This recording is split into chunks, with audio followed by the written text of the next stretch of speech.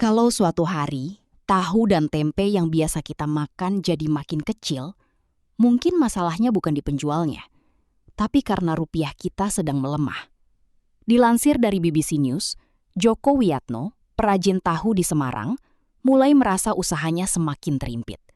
Dalam 3 bulan terakhir, harga kedelai terus naik drastis, dari sekitar Rp7.000 menjadi Rp10.500 per kilogram untuk kualitas paling murah. Di saat yang sama, pembeli di pasar justru semakin sepi. Bagi banyak orang, pelemahan rupiah mungkin hanya terlihat seperti angka di layar berita ekonomi. Tapi bagi Joko, dampaknya terasa langsung di dapur tempat ia bekerja setiap hari. Kedelai yang digunakan untuk membuat tahu, sebagian besar masih bergantung pada impor. Ketika rupiah melemah terhadap dolar AS, harga kedelai ikut melonjak. Joko sebenarnya ingin mempertahankan kualitas dan ukuran tahu seperti biasanya, tapi kondisi memaksanya mencari jalan lain. Dia takut menaikkan harga, karena daya beli masyarakat sedang turun. Kalau harga dinaikkan, pembeli bisa pergi. Akhirnya, pilihan paling berat pun diambil. Ukuran tahu diperkecil. Tahunya jadi lebih tipis dan tidak semaksimal dulu. Tapi itu satu-satunya cara agar usahanya tetap berjalan. Masalahnya bukan cuma kedelai. Harga plastik disebut naik sampai 2 kali lipat. Sementara minyak goreng juga ikut mahal.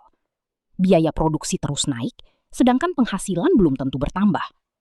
Kondisi serupa juga dirasakan Sururi, perajin tempe di Makassar yang sudah lebih dari 30 tahun berjualan. Harga kedelai yang dulu masih bisa dibeli sekitar Rp10.800 per kilogram, kini terus naik. Bahkan dia khawatir harganya masih akan bertambah lagi. Namun Sururi juga tidak berani menaikkan harga tempe, karena takut pelanggan pindah ke penjual lain.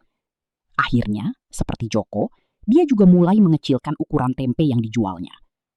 Inilah dampak yang perlahan dirasakan masyarakat saat rupiah melemah. Bukan langsung berupa krisis besar yang terlihat jelas, melainkan perubahan kecil yang diam-diam mulai masuk ke kehidupan sehari-hari. Ukuran tahu menjadi lebih kecil, tempe dipotong lebih tipis, harga kebutuhan naik sedikit demi sedikit. Dan rakyat kecil harus bekerja lebih keras hanya untuk bertahan hidup. Kadang, dampak ekonomi tidak datang dengan suara keras, tapi hadir pelan-pelan di meja makan masyarakat. Menurut kalian, harga kebutuhan sekarang mulai terasa naik belum? Coba tulis pendapat kalian di komentar.